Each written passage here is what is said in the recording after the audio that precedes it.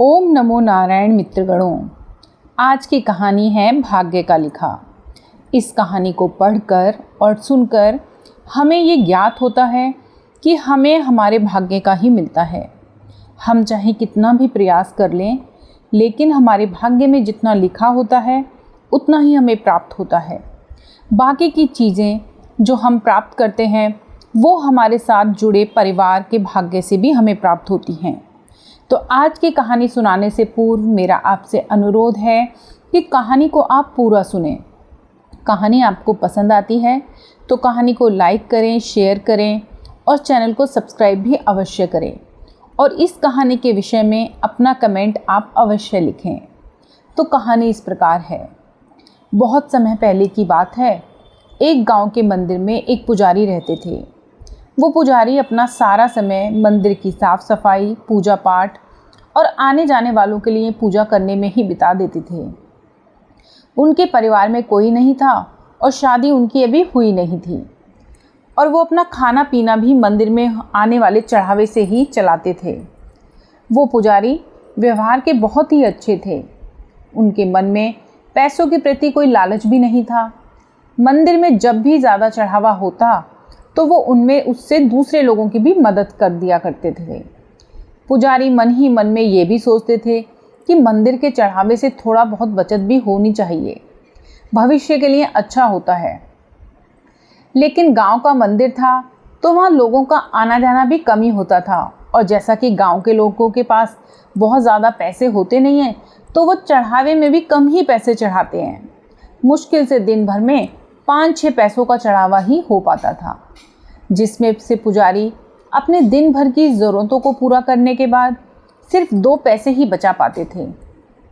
और जब कभी चढ़ावा ज़्यादा होता तो पुजारी के पास कोई ना कोई व्यक्ति मदद के लिए हमेशा ही आए होते थे, तो वो हमेशा ज़रूरतमंदों की मदद भी कर दिया करते थे। बहुत समय बीत गया, लेकिन पुजारी पूरे दिन भर में सिर्फ 2 पैसे से ज़्यादा की बचत नहीं कर पाते थे। वो हमेशा भगवान से यही प्रार्थना करते थे कि भगवान कुछ तो ऐसा करो कि मैं 2 पैसों से ज़्यादा की बचत कर पाऊँ। भगवान से प्रार्थना करके पुजारी रोज़ की तरह अपने काम में लग जाते थे। कुछ समय के बाद पुजारी की शादी हो गई। घर में अब 2 लोग हो गए, तो मतलब खर्चा भी ज़्यादा हो गया, और खर्चा चलाने के लिए ज़्यादा पैसों की ज़रूरत पड़ने लगी।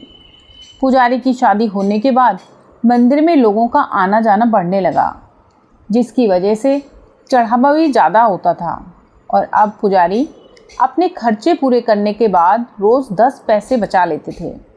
धीरे धीरे पुजारी के पास ज़्यादा पैसे हो गए। कुछ पैसों से अपने घर की मरम्मत कराई और कुछ पैसों के लिए उन्होंने अपने भविष्य के लिए बचा के रखा। कुछ समय बाद पर पुजारी जी की संतान हुई, और अब वो 2 से 3 हो गए। पुजारी की संतान होने के बाद अब पुजारी ने देखा कि वो अपनी दिन भर की ज़रूरतें पूरी करने के बाद 15 पैसे बचा लेते हैं। धीरे धीरे उनका बच्चा बड़ा होने लगा और स्कूल भी जाने लगा। अपनी बचत के पैसों से पुजारी अपने बच्चे की पढ़ाई का खर्चा आराम से चला लेते थे। जैसे जैसे बच्चे की उम्र बढ़ती गई और पढ़ाई का खर्चा बढ़ने लगा, वैसे वैसे ही मंदिर में चढ़ावा ज़्यादा आने लगा। ज़्यादा लोग आने लगे और पुजारी के जीवन में पैसों की अब कोई कमी नहीं रही। अपनी ज़िंदगी को इस तरह बदलता देखकर पुजारी ने एक दिन भगवान से प्रार्थना करी और पूछा कि हे भगवान, मैं रोज़ के 2 पैसे ही बचाता था, और बहुत कोशिश करने के बाद भी मैं कभी कभी 2 पैसों से ज़्यादा नहीं बचा पाया। लेकिन आज मैं सब खर्चे करने के बाद भी 30 पैसे बचा लेता हूँ, जो कि मेरे और मेरे परिवार के लिए बहुत है।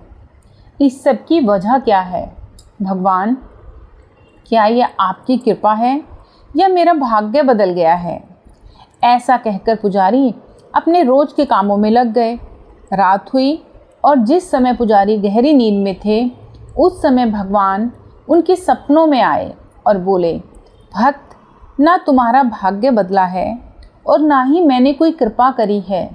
तुमने जिस दिन शादी करी और तुम्हारे घर जो स्त्री आई, उसके आने से तुम 10 पैसे बचाने लगे, जिसमें से 8 पैसे तुम्हारी पत्नी के भाग्य के थे। जिसकी वजह से तुम दोनों के पेट भर खाने पीने की बाकी ज़रूरतों की पूर्ति होने लगी।